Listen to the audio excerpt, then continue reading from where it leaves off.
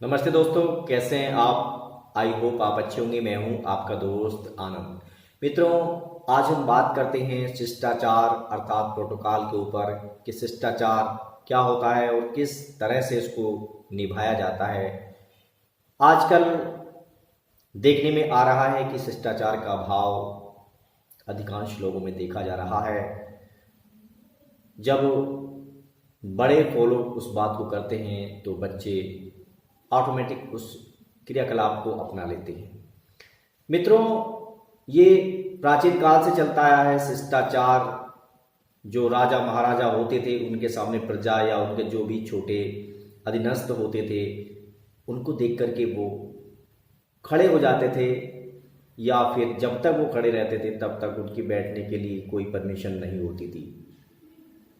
यही बात बुजुर्गों के साथ फिट बैठती है कि जब तक घर में बड़े बुजुर्ग हैं, पिता हैं, दादा हैं, बड़े भाई हैं, बहन हैं, माता हैं, अर्थात जो भी हमसे वरिष्ठ हैं, उनके सामने ये परंपरा रही है कि जब तक वो खड़े हैं तब तक बैठने की कोई ये नहीं था कि हम लोग बैठ सकते हैं। मित्रों, आजकल बच्चों में देखने को मिल रहा है कि जो बच्चे होते हैं, किसी को प्रणाम करने की बात आती है तो प्रणाम सिर झुकाने की तो बहुत बड़ी बात है, वो पैर नहीं छूते हैं, वो सिर्फ घुटनों को हाथ लगाते हैं और दोनों हाथ भी नहीं, सिर्फ एक हाथ लगा देते हैं, हो गया प्रणाम।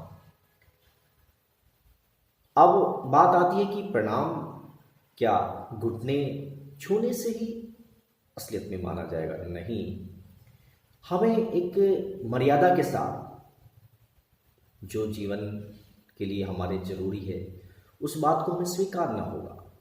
क्योंकि जब तक हम ये बात नहीं समझेंगे कि हमारे बड़े हैं और प्रोटोकॉल क्यों जरूरी है, क्योंकि प्रोटोकॉल से ही रिश्ते मधुर बनते हैं और मर्यादा होती है, एक दूसरे की बात का असर होता है।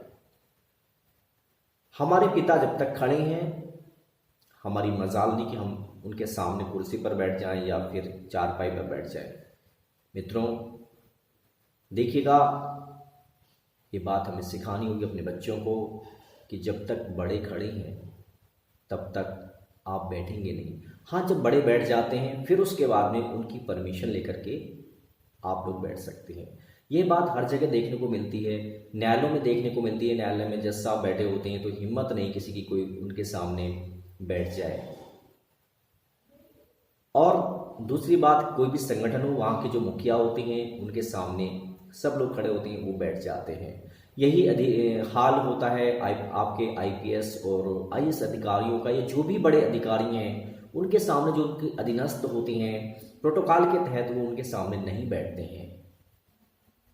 मान सम्मान होता है, मान मर्यादाएं होती हैं, उसी के हिसाब से जीवन चलता है।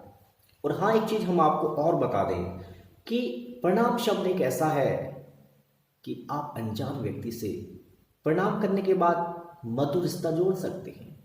ये एक द्रव्य का काम करता है।